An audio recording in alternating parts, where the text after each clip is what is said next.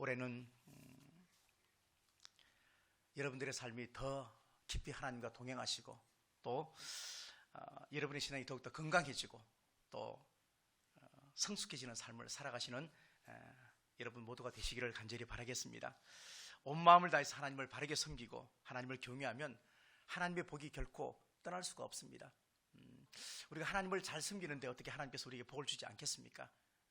그런 마음을 가지고 이번 2020년도도 주 안에서 승리하는 우리가 되었으면 좋겠습니다. 그러려면 우리가 오늘 하루를 잘 보내야 됩니다. 매일매일을 잘 보내야 됩니다. 그냥 없어지는 하루가 아니고 하나님 앞에 쌓이는 하루하루입니다. 분명히 기억하십시오. 그냥 없어지고 사라지는 기도가 아니고 없어지고 사라지는 하루의 삶이 아니고 지나간 과거에 없어진 하루의 시간이 아니고 하나님 앞에 쌓여지는 시간들입니다. 나중에 이 모든 것을 정산할 때가 있을 것입니다. 바울이 골로새서를 쓴 이유는 건강한 교회 안에 이단이 들어왔기 때문에 이 서신을 지금 쓰고 있는 것입니다. 그들의 주장은 뭐냐면 굳이 예수님이 아니어도 구원받을 수 있다 하는 혼합주의 사상이었습니다. 많은 성도들이 이 말에 일리가 있다고 생각을 했습니다. 아니, 굳이 예수님이 아니어도 구원받을 수 있는 길이 있지 않을까 생각을 했는데 마침 이단들이 들어와서 그렇게 이야기하니까 그 말도 일리가 있다 그렇게 생각을 하면서 바울의 마음이 아팠습니다. 이 소식을 들은 바울이 어떻게 기도하느냐, 9절 말씀 보니까 이로써 우리도 듣던 날부터 너희를 위하여 기도하기를 그치지 않았다 그렇게 말합니다. 골로새 교회에 이단이 들어왔다는 소식을 들었을 때 바울은 그 소식을 듣기 시작한 그때부터 기도 쉬는 죄를 범치 않았다 그렇게 얘기합니다. 그러면서 또다시 그렇게 기도합니다. 신령한 지혜와 총명으로 하나님의 뜻을 알게 해달라고 기도했습니다. 이 말은 뭐냐면 이단을 물리치고 내가 신앙을 지켜나가고 내 신앙을 건강하게 하는 것은 지식 가지고 되지 않는다는 것입니다. 신령한 지혜, 다시 말하면 하나님의 지혜, 하나님께서 허락하시는 지혜를 통해서 하나님을 만난 경험을 통해서 내가 신앙을 성숙시켜 나가는 것이지 하나님을 아는 어떤 얄팍한 지식이나 그런 것 가지고 종교적인 교리 가지고 우리가 이것을 할 수는 없다 그렇게 이야기를 하고 있습니다. 우리 주변에도 보면 이단이 정말 많습니다. 곳곳에 이단이 포진해 있습니다. 근처에 특히 일산에는 기존의 교회가 팔려가지고 이단에 팔린 교회도 큰 교회도 많이 있습니다. 이제는 아예 대놓고 그냥 이단들이 드러내놓고 포교활동을 합니다. 이단들이 사람을 만날 때, 특별히 성도를 만날 때 등급을 매깁니다. A부터 T까지 등급을 매깁니다. A, B, C, D. 우리는 A 그러면 상당히 좋잖아요, 그죠? 알곡이라 그러죠. A 등급 상당히 좋습니다. 근데 자, 어떻게 매기는지 여러분은 과연 몇 등급인지 한번 생각해 보십시오. 나는 과연 이단들이 봤을 때 내가 몇 등급일까? 교회에 대해서 불평이 많고 목회자에 대해서 불만이 많고 교회 생활을 잘 하지 않고 그러면 이단들에게는 이 등급이 A 등급입니다. 이 사람은 알곡입니다. 자, 우리가 생각하는 알곡과 이단들이 생각하는 알곡이 다릅니다. 그래서 교회에서 불만이 많고 신앙생활을 잘 하지 않고 늘 입에 불평, 원망 이렇게 말하는 사람은 이단들의 포교 대상 1순위입니다. 그들에게는 알곡입니다. 오히려 예배에 빠지지 않고 기도생활을 열심히 하고 그리고 삶이 아주 안정적으로 보이고 막 그런 사람은 이단들이 봤을 때는 D등급입니다. 이 사람은 가라집니다. 이 사람은 전도해도 안 되겠다 싶은 것이죠. 말 한마디를 딱 던져보고 난 다음에 과연 이 사람이 성경을 어느 만큼 알고 있는지 그리고 영적인 진리에 대해서 관심이 얼마만큼 있는지 테스트합니다. 그걸 가지고 호기심 유발 멘트라고 얘기를 합니다. 예를 들면 그렇습니다. 가인이 롯 땅에 가서 결혼했습니다. 가인이 롯 땅에 가서 결혼했는데 성경의 그때 고 창세기 부분에는 실제 4명의 이름밖에 등장하지 않습니다. 아담, 하와, 가인, 롯, 몇 명이 등장하지 않습니다. 근데 그렇게 말을 하면 성경을 조금 알면 왜 4명밖에 없는데 누가 결혼했지? 아니면 기타 조금 질문을 한다거나 이런 어떤 관심을 보이는 사람이 있는가 하면 에이 뭐 결혼했겠지 뭐 아이 그나 몰라도 돼 이렇게 생각을 하면서 별로 성경에 관심이 없어 보이는 사람은 그들에게는 알곡입니다. 실제 가인은 롯 땅에 가서 결혼했습니다. 근데 성경에 나오는 인물은 정말로 4명밖에 없습니다. 근데 그 밑에 성경을 조금만 더 내려가면은 그때 당시에 이 사람들 말고도 많은 다수의 사람들이 있었습니다. 창세기 4장 14절 보니까 주께서 오늘 이 지면에서 나를 쫓아내시온즉 내가 주의 낯을 배웁지 못하리니 내가 땅에서 피하며 유리하는 자가 될지라 무릇 나를 만나는 자마다 나를 죽이겠나이다. 그러니까 이미 사람들이 많이 있었습니다. 성경은 내가 해석하고 내가 보고 느낀 대로 풀이하는 것이 아닙니다. 사탄은 우리에게 늘, 마귀는 우리에게 늘, 이단은 우리에게 항상 치밀하게 접근하는 방법 중에 하나가 뭐냐면 우리가 복음의 영광을 알지 못하게 합니다. 예수 그리스도의 십자가의 은혜를 알지 못하게 합니다. 고린도후서 4장 4절 말씀에 그중에 이 세상 신이 믿지 아니하는 자들의 마음을 혼미하게 하여 그리스도의 영광의 복음의 광채가 비치지 못하게 함이니 그리스도는 하나님의 형상이다 이렇게 말합니다. 이 말은 뭐냐면 예수 믿는 사람 우리에게도 끊임없이 사탄은 우리의 마음을 복잡하게 하기도 하고 그리고 기독교의 진리에 관심이 없도록 하기도 하고 그리고 영적인 진리의 깊이에 관심이 없도록 해서 구원에 관한 지식을 깊이 깨닫지 못하도록 계속해서 유혹을 한다는 것입니다. 그래서 결국에는 하나님의 부르심에 의해서 우리가 세상에서 나왔습니다. 근데 티끌과 같은 그 세상에 다시 소망을 품도록 만드는 것이 사단의 전략입니다. 그래서 우리는 하나님 앞에 신령한 지혜와 그리고 총명을 구해야 합니다. 신령한 지혜와 총명을 얻을 수 있는 가장 좋은 방법은 하나님의 말씀을 통해서입니다. 그래서 하나님의 말씀을 우리가 읽어야 되고 배워야 되고 또 교회 안에 여러 가지 성경 공부나 기타 훈련을 통해서 우리가 하나님의 말씀을 가까이 있어야 합니다. 그런데 많은 사람들이 성경 공부나 그 다음에 그런 제자 훈련에 관해서 조금은 등한시합니다. 왜 그렇습니까? 이것이 결코 중요한 것을 알지만 급한 일이 아니라고 생각하기 때문에 이것은 조금씩 미뤄도 된다고 생각하기 때문에 또는 다음에 해도 된다고 생각하기 때문에 성경을 읽는 것이나 아니면 제자 훈련 받는 것이나 아니면 성경 공부하는 것을 대부분 사람들이 미루게 됩니다. 그래서 예수를 믿고 교회를 다님에도 불구하고 풍성하게 예수님을 믿지 못합니다. 풍성하게 믿지 못합니다. 내가 하나님의 말씀을 많이 알면 기도할 때도 얼마나 좋은지 알 수 없습니다. 기도가 끊임없이 나올 수 있습니다.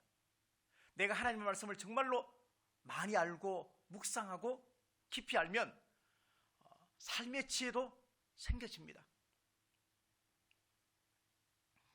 하나님의 말씀을 통해서 분별력이 생기고 하나님의 말씀을 통해서 지혜가 생기고 그리고 하나님의 말씀을 통해서 진리인지 비진리인지 우리가 깨닫고 알게 된다는 것입니다. 우리가 하나님의 말씀 안에 있으면 무엇이 잘못되었는지 무엇이 옳은지 그른지 금방 판단이 섭니다. 이단에 대해서 우리가 이기려고 또 이단을 통해서 우리가 미혹받지 않으려고 만약에 그런 마음을 가지고 있다면 그들의 교리를 알아서 우리가 이단을 이길 수 없습니다. 그들의 교리를 안다 해서 우리가 그 이단에게 미혹당하지 않을 확률이 결코 많지 않습니다. 다시 말하면 우리가 이단에 빠지지 않으려면 이단의 교리 아는 것보다 더 중요한 것은 하나님을 아는 것입니다. 정말로 하나님을 깊이 알면 하나님을 정확히 알면 하나님을 통해 말씀을 통한 총명과 지혜를 내가 받으면 결코 이단에 빠지지 않습니다. 왜? 진리와 비진리가 금방 보입니다. 우리 신앙생활은 그래서 끊임없이 예수님을 알아가고 예수님을 닮아가고 예수님을 통해서 살아가야만 합니다.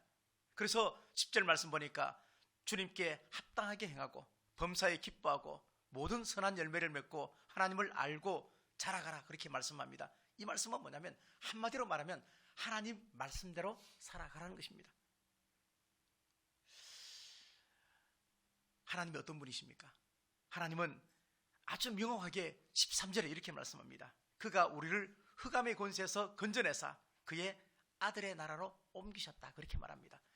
하나님이 어떤 분인지 금방 우리에게 밝혀주고 있습니다. 14절 그렇게 말합니다. 그 아들 안에서 우리가 속량 곧 죄사함을 얻었다. 그렇게 말합니다. 하나님이 누군지에 관해서 성경은 분명하게 밝히고 있습니다. 그 다음에 보니까 예수님이 누군지 가르쳐주고 있습니다. 예수님은 그는 보이지 아니하시는 하나님의 형상이시요 곧 모든 피조물보다 먼저 나십니다. 이렇게 말을 하고 있습니다. 16절 17절에도 계속해서 예수님이 누군지 가르쳐줍니다. 합당하게 행하라 또는 선한 일을 맺어라. 이 말을 다른 말로 말하면 순종하라는 얘기입니다. 순종하라. 하나님을 아는 것은 단순한 지식에 있는 것이 아니고 합당하게 행하고 열매를 맺어야 하고 또 그것이 하나님을 진짜 아는 것이고 또 하나님을 닮아가는 것이고 그것이 자라가는 것이다. 다시 말하면 순종하지 않고 하나님을 닮아갈 수 없다는 것입니다. 순종하지 않고 하나님과 함께 자라갈 수 없다는 이야기입니다. 순종하지 않고 하나님을 알 수 있는 방법이 없다는 것입니다. 내가 한번 하나님 앞에 말씀에 순종하면 하나님의 한 가지를 내가 압니다. 아, 하나님이 이런 하나님이구나. 내가 10번 순종하면 10가지 하나님의 속성과 성품을 알 수 있습니다. 그래서 우리가 날마다 순종하면 하나님을 깊이 묵상하고 말씀을 통해서 내가 계속해서 순종의 삶을 살아가면 점점점 하나님을 아는 지식과 지혜와 총명이 늘어가는 것입니다. 그래서 순종이 곧 하나님을 아는 가장 좋은 방법입니다. 순종 없는 종교 생활, 순종하지 않는 교회 생활, 순종하지 않는 예수 믿는 생활, 그것은 예수 믿는 것이 결코 아닙니다. 순종할 때 어렵습니다. 순종할 때 나를 죽이게 하죠. 순종할 때 때로 눈물도 나기도 합니다. 순종하려면 고통이 따라옵니다. 근데 순종을 하는 사람에게만 기쁨으로 단을 거둘 수가 있습니다. 분명합니다. 일본에 있는 꽃 중에, 일본에서 자생하는 꽃 중에 산화엽이라는 꽃이 있습니다. 산화엽. 근데 이것은 들꽃인데 색깔이 하얀색입니다. 하얀색의 들꽃인 이 산화엽은 비를 맞거나 이슬을 맞으면 투명하게 변합니다. 색깔이 하얀색인데 투명하게 바뀝니다. 하얀색의 산화엽이지만 비 맞고 이슬 맞으면 투명하게 정말 신비한 꽃이, 투명한 꽃이 되어집니다. 마찬가지입니다. 하나님을 믿는 사람이 순종하지 않으면 하나님을 알 수 있는 방법이 없고, 그리고 하나님을 안다고 말할 수도 없고, 그리고 하나님 안에서 자라갈 수가 없다는 것입니다. 어떻게 우리가 하나님을 한꺼번에 다 알 수가 있겠습니까? 한 번씩 한 번씩 순종하면서 하나님을 알아가는 것입니다. 내가 누군가를 친하게 지내고 싶고 그 사람이 누군지 알고 싶으면 자꾸 한 번씩 만나봐야죠. 한 번 만나면 그 사람이 누군지 조금 알고, 또 두 번, 세 번, 네 번 자꾸 만나다 보면 그 사람이 누군지 결국 알게 되어진다는 것입니다. 톨스토이가 쓴 책 가운데 책 제목, 이런 책 제목이 있습니다. 책 제목이 너무 이렇게 신선했습니다. 사탄의 일은 항상 아름답고 하나님의 일은 항상 까다롭다. 넓은 길은 상당히 편안하고 참 좋습니다. 근데 좁은 길을 가는 것은 상당히 어렵습니다. 하나님은 왜 이렇게 까다롭게 자꾸 구나? 하나님 왜 이렇게 까칠하지? 사탄은 네 맘대로 해. 맘대로 해. 뭐 화내고 싶으면 화내고 뭐 네 맘대로 해. 근데 하나님은 이것도 해, 이것도 하지 마. 까다롭게 구는, 까칠하다. 근데 그것이 좁은 길이에요. 순종하는 사람이 까칠해도 그게 생명이 있으면 순종해야죠. 하나님을 믿을 때 두 가지 길이 있습니다. 하나는 순종이고 하나는 불순종입니다. 둘 다 나의 선택으로 결정되어집니다. 근데 신앙의 본질이 순종인 거 다 알고 있습니다.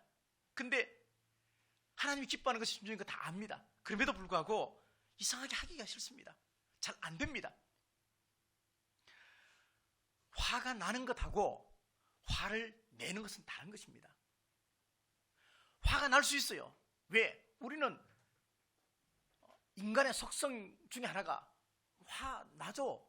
근데 화를 내는 것은 내 선택이란 얘기예요. 화가 아무리 나도 화 안 내면 되잖아요. 하나님이 기뻐하는 순종을 누가 제일 싫어할까?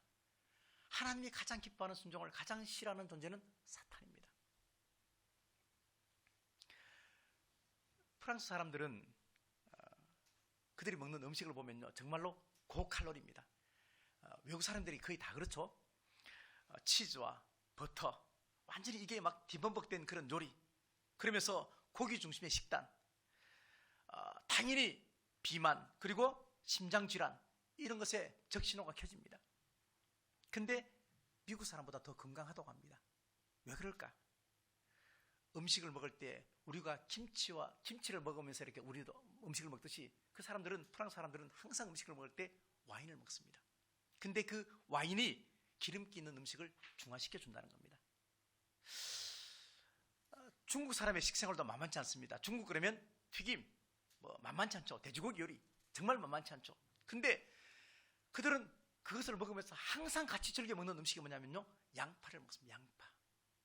그 다음에 차도 많이 있습니다. 그것들이 전부 다 기름기를 중화시켜 주는 거예요.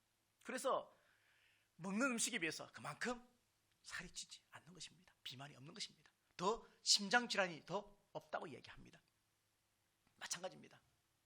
하나님을 믿는 우리도 영적 동맥경화증에 걸릴 수가 있습니다. 근데 이 영적 동맥경화증을 없애는 방법 중에 하나가 뭐냐면 하나님 앞에 순종하는 것입니다. 내가 하나님을 즐겨 순종하고, 하나님을 만나기를 즐겨하고, 하나님을 기뻐하고, 하나님과 늘 친밀하게 교제하고, 이런 것을 통해서 막힌 것이 다 뚫어진다는 얘기예요. 영적 동맥경화증이 없어진다는 얘기입니다. 그래서 순종은 크리스찬의 가장 기본적인 덕목입니다. 기본이라는 것은 그만큼 당연히 해야 한다는 것을 이야기합니다. 중요하다는 것이죠. 외국에 다 나가 있다고 다 선교사 아닙니다. 교회에 다 온다고 해서 다 구원받느냐? 이것은 하나님의 주권 속에 있습니다. 내가 정말로 하나님을 신실하게 믿느냐? 내가 하나님 말씀에 순종하느냐? 여기에 구원이 있는 것이지, 단순히 교회에 오는 것 자체만 가지고 구원이 있다고 말할 수는 없습니다. 그래서 하나님은 우리에게 순종에 대해서 예수님이 즐겨 사용하시는 말이 뭐냐면 즉시 하는 말, 즉시. 예수님은 항상 즉시라는 말을 자주 사용했습니다. 하나님 말씀에는 즉시 순종을 할 필요가 있습니다. 40일 금식해서 순종할 게 있고요, 즉시 순종할 게 있습니다. 근데 우리는 가끔씩 즉시 순종해야 될 것은 시간 질질 끌면서 40일 동안 시간 보내고, 40일 동안 금식해서 정말 신중하게 순종해야 될 것은 그냥 자기 생각대로 그냥 순종을 딱 해버리니까 거기서 계속해서 오류가 생기는 거예요. 즉시 하는 순종을 다른 말로 열정, 그렇게 말합니다. 열정. 마음속에 열정이 있으면, 뜨거운 마음이 있으면 금방금방 순종합니다. 그렇죠? 내 마음속에 하나님 말씀을 딱 받았는데, 그 말씀을 받았을 때 내가 은혜가 됐어. 그러면 그 받은 말씀을 바로바로 실천하고 싶은 막 욕구가 생기는 거예요. 뜨거운 마음이 생기는 거예요. 그래서 열정에도 순종에도 유효기간이 있습니다. 오늘 내가 순종해야지, 내가 오늘 누구 집에 신방을 가야지, 누구 집에 내가 누구를 도와야지, 그렇게 생각했는데 오늘 조금 바쁜 일이 있었고 좀 피곤해. 그러면 내일쯤 지나면은 거의 못 갈 확률이 많습니다. 아브라함 이삭을 바칠 때 40일 금식하지 않았습니다. 다음날 아침에 바로 즉시 모래산 올라갔습니다. 베드로가 배와 그물을 버리고 예수님을 따를 때 40일 금식하지 않았습니다. 즉시 배와 그물을 버려두고 예수님을 따랐다, 그렇게 말합니다. 마리아가 옥합을 깰 때 고민하지 않았습니다. 즉시 순종했습니다. 따르고 지체하면, 따지고 지체하면 순종의 기회를 놓칠 수가 있습니다. 다시 말하면 머뭇거릴 수가 있습니다. 머뭇거린다는 것은 불순종을 의미합니다.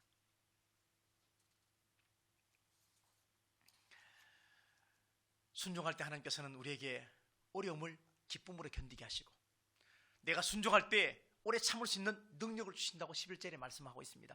순종해야 하나님께서 주시는 힘을 가지고 내가 견딜 수 있다는 것입니다. 내가 순종을 해본 경험이 있어야 내가 기쁨으로 고난을 건너갈 수가 있다는 것입니다. 알렉산더 대왕이 너무나 유명한 대왕이잖아요. 근데 그 알렉산더 대왕한테 똑같은 이름의 알렉산더라는 병사가 있었어요.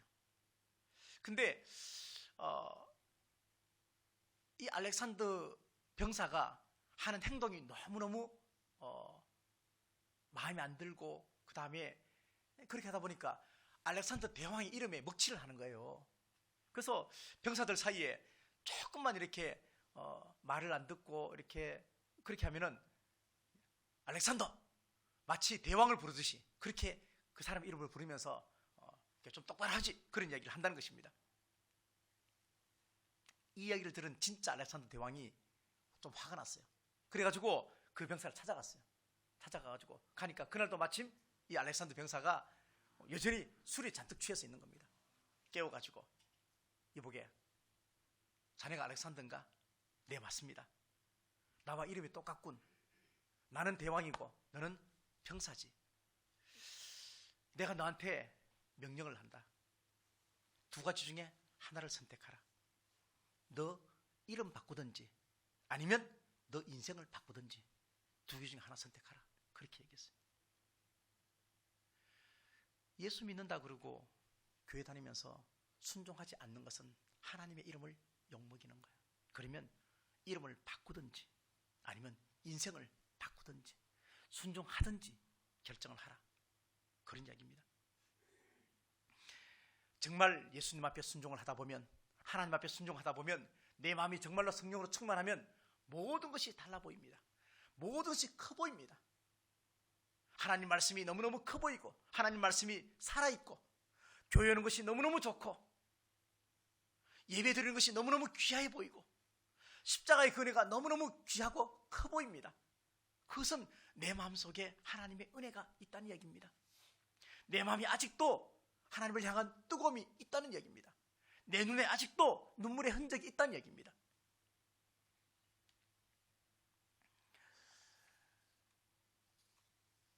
콜로새 교회에 들어온 이단은 아주 강력한 힘을 가지고 있었습니다. 그 당시 이단들은 사람도 막 죽였습니다. 근데 지금도 이단은 상당히 힘을 가지고 있습니다. 제가 언젠가 말씀드렸잖아. 이단들이 연말에 뭐 할까? 다 땅 사고 건물 사고 있다고. 돈이 얼마나 많은지 알 수 없습니다. 지금도 이단에서는, 신천지에서는 이혼을 불사합니다. 이혼하라 그럽니다. 가정을 다 파괴시킵니다. 11절 말씀에서 하나님의 영광이 주는 힘과 능력을 가져라, 그렇게 말합니다. 그래야 기쁨으로 견디고 오래 참을 수 있다고 말합니다. 이 말은 뭐냐면 강한 사람이 되라는 얘기입니다. 세상에 대해서 강한 사람이 되고, 그리고 영적으로 강한 사람이 되라 하는 얘기입니다. 근데 그렇게 강한 사람이 되려면 순종하는 사람, 하나님을 만난 사람이 강한 사람이 된다는 얘기입니다. 그냥 교회만 다녀서는 안 된다는 얘기입니다. 오늘 재직 헌신 예배인데 장로님, 안수 집사님, 집사님, 여러 직분이 교회 안에 있습니다. 성도분들 다 있습니다. 우리 모두에게 동일한 이야기이기 때문에 한번 들어보시고 여러분 마음속에 어떤 재직에 대한 마음을 가져야 할지, 그리고 우리가 어떻게 신앙생활을 해야 될지 몇 가지를 소개하겠습니다. 어떤 교회에서 나눈 이야기입니다. 어떤 교회에서, 야, 너 이번에 장로 땄냐? 아니야, 이번에도 장로 못 땄어. 장로 따기 힘드네? 야, 그러니까 돈 좀 써라 그랬잖아. 순진하긴, 그럼 너 장로 평생 못 따? 대화입니다. 장로고시 면접을 봅니다. 우리 장로님도 보셨는데, 장로고시 면접을 보는데 이런 질문을 합니다. 장로가 교회 안에서 하는 일이 뭘까요? 뭡니까? 어떤 장로님이, 목사 감독하는 일이죠. 그래서 그 면접 보는 목사님이, 장로님은 목사를 감독하는 게 아니고 목사와 성도에게 감동을 주는 직분이라고 그렇게 바꿔서 말해줬다고 합니다. 내가 왜 장로가 되었고 누구를 위한 장로인지 분명히 생각을 해보셔야 합니다. 장로 때문에 목회 못하겠다는 목사도 있고요. 그 다음에 어떤 사람은 목사 빨리 갈아치워야 되겠다 말씀하시는 장로님도 계셔요. 왜 한 교회에서 목사와 장로가 이렇게 다른 편인가요? 아닌데 왜 견제할까요? 결코 그러면 안 됩니다. 똑같이 하나님이 세우신 섬김의 직분이에요. 목사도 섬기는 직분이고 장로도 섬기는 직분이에요. 근데 마치 편을 갈라놓은 듯한 그렇게 인상을 줍니다.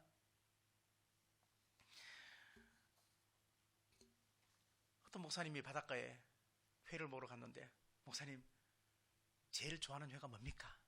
네, 저는 당회 말고 다 좋아합니다. 이런 이야기가 나돌고 있다는 것은 너무나 슬픈 현실입니다. 건강한 교회, 건강한 성장하는 교회일수록 보면요, 목사님과 장로님 사이가 너무너무 좋습니다. 형제 사이와 똑같습니다.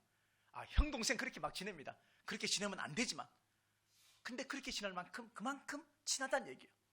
견제 세력이 아니에요. 반대편이 아니에요. 적군이 아닙니다. 우리 교회는 어떨까요? 하면 제가 형이고 장로님 동생입니다. 너무 좋습니다. 권사님의 직분은 교회를 세우는 직분입니다. 세우는 직분. 그리스도의 몸된 교회를 세워나가는 직분입니다. 뭐를 통해서? 섬김을 통해서 그렇습니다. 식당에 가면은 이렇게 밥을 먹다 보면 반찬이 떨어집니다. 그러면 어떻게 합니까? 배를 눌러가지고 반찬 좀 갖다 주세요. 그렇게 말하잖아요. 근데 그렇게 말하기 전에 종업원이 먼저 딱 보고 갖다 주면 기분 참 좋죠. 이런 역할을 권사님들이 하셔야 돼요. 권사님들이 탁탁 알아서.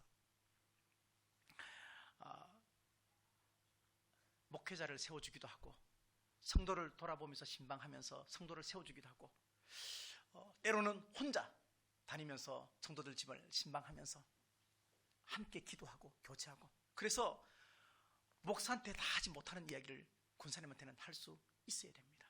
왜? 그만큼 권사의 역할이 세우는 역할입니다.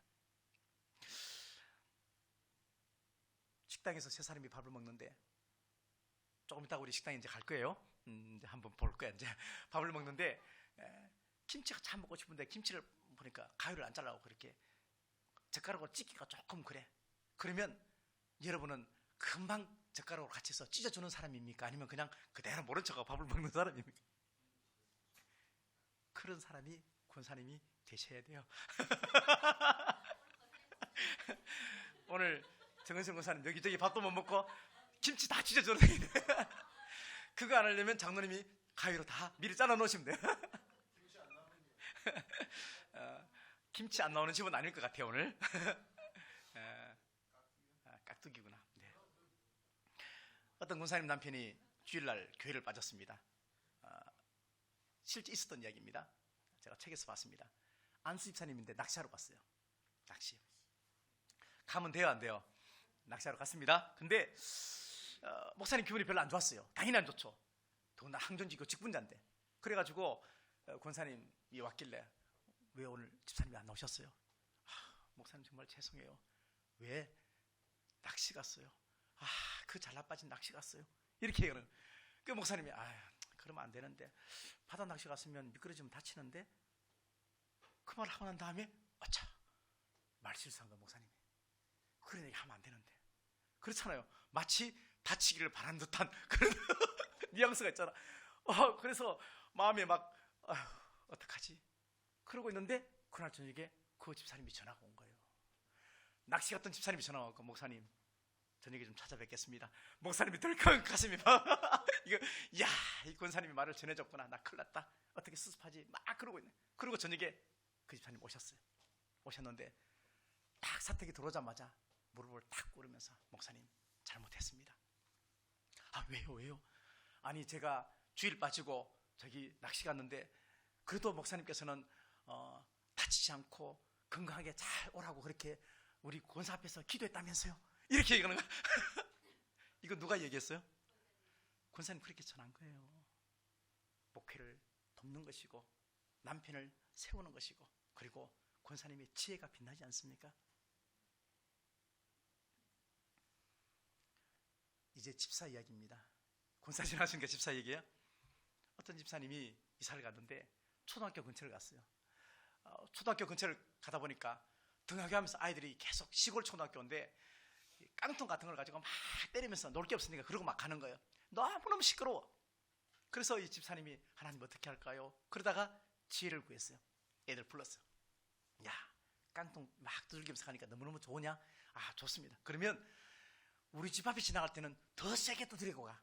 그럼 내가 5,000원 줄게. 그랬어요. 애들이 놀래가지고 알겠습니다. 그러고 막 얼마나 세게 막 가는 거야. 그 다음날 막 세게 두드리고 가니까 애들 불러가지고 야, 5,000원 너무 비싼 것 같다. 1,000원만 하자. 그렇게 말하는 거예요. 그러니까 애들이 아, 그래요? 근데 1,000원도 공돈이잖아. 그거 좋아가지고 알았습니다. 그럼 1,000원 받고 하죠 뭐. 그러면서 막 갔어. 그 다음날 딱 되면서 애들 불러고 야, 솔직히 1,000원도 좀 그렇잖냐? 그냥 공짜로 해주면 안 되겠냐? 그러니까 애들이 안 해요. 안 두드려. 그러면서 그 집 앞 지나가면서 아무도 깡통을 안 때린다. 지혜예요, 지혜. 교회에서 가장 많은 직분자가 집사입니다. 그죠? 장로님 숫자도 제한적이고 군사님도 제한적이고 다 뽑기 때문에. 그러나 서리 집사는 많습니다. 집사님은 교회 곳곳에서 다니면서 계속해서 세워주고 섬겨주고 지혜를 통해서 사람을 실족시키는 자리에 들면 안 됩니다. 이것이 직분자의 사명입니다. 장로든 군사든 집사든 다 똑같습니다. 성도든 다 똑같습니다. 목사 혼자 계속해서 소방서가 돼서 불 끄러 혼자 아무리 다녀도 불이 10군데 나면요 제가 다 못 가요. 다 못 꺼. 근데 곳곳에서 여러분들이 다 불을 꺼주시면 되잖아요. 그리고 저한테 보고만 해주시면 돼요. 목사님, 오늘 이만저만 일이 있었습니다. 근데 제 귀에 들어오면 제가 이걸 가지고 광고할 것 같아요. 안 해요.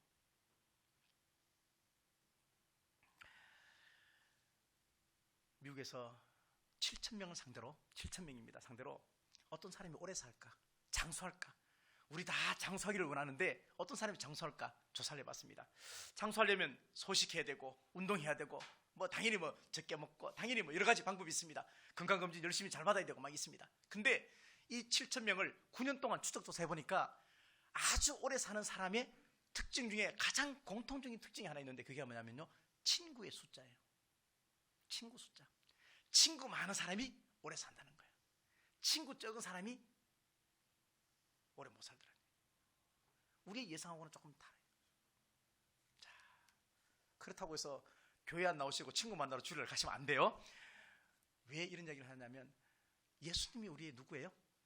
친구라 그랬잖아요. 그 친구한테 다 우리가 이야기를 하기 때문에 우리 속에 스트레스가 없기 때문에 오래 사는 거예요. 스트레스가 없기 때문에 그 주님 앞에 내 아픈 것들 다 기도하고 다 아뢰고 그러면서 내 속에 쌓아놓는 것이 없는 거예요. 내가 죽어야 오래 사는 거예요. 내가 살면 내가 스트레스 받아 오래 못 살아요. 내 속에 있는 거 다 비워내고 정말로 예수님을 알아가고 예수님을 닮아가고 예수님 안에서 자라가야 나를 비워야 내가 오래 사는 겁니다. 예수님 십자가 위에서 뭐라고 기도했습니까? 내 원대로 맙시고 아버지의 원대로 합서 그렇게 기도했습니다. 세상에 이렇게 기도하는 사람이 어디 있어요? 여러분들 기도할 때 아이고 내 기도 하나도 들으지 마시고 저 박집사 기도 다 들으 이렇게 기도하는 사람 누가 있어요? 아무도 없잖아요. 기도가 뭐예요? 내 것 응답해 달라고 하는 기도잖아요. 하나님 내 것 해주십시오. 이거 해주십시오. 이거 기도하는데 예수님은 뭐라고 기도했어요? 내 원대로 맙시고 아버지 뜻대로 해달라고 기도했어요. 만약에 우리의 기도가 내 원대로 맙시고 내 거 괜찮아요. 하나님 마음대로 하십시오. 하나님 마음대로 나를 훈련시키고 마음대로 나를 사용하십시오. 그렇게 기도할 수만 있다면 우리는 정말로 예수님을 닮아가는 사람이에요. 2020년도 숫자 2개가 모아져서 한 연도가 되었습니다. 2020. 우리 모든 성도가 함께 더불어서 예수님과 동행하고 함께 교회 사역을 아름답게 하고 함께 선교하고 함께 웃고 함께 울고 함께하는 그런 올 한 해가 되었으면 정말 좋겠습니다. 그래서 저와 여러분이 함께 되고 부부 사이가 하나가 되고 가정과 자녀 모든 사이가 다 하나가 되고 목사와 장로 사이가 하나가 되고 그렇게 해야만 정말로 우리는 예수님을 안다고 말할 수 있고 예수님을 닮아간다 말할 수 있고 예수 안에서 자라간다고 감히 말할 수 있는 것이지 이거 하나도 없이 내가 어떻게 예수 믿는다고 어디 가서 뻥치고 살겠습니까?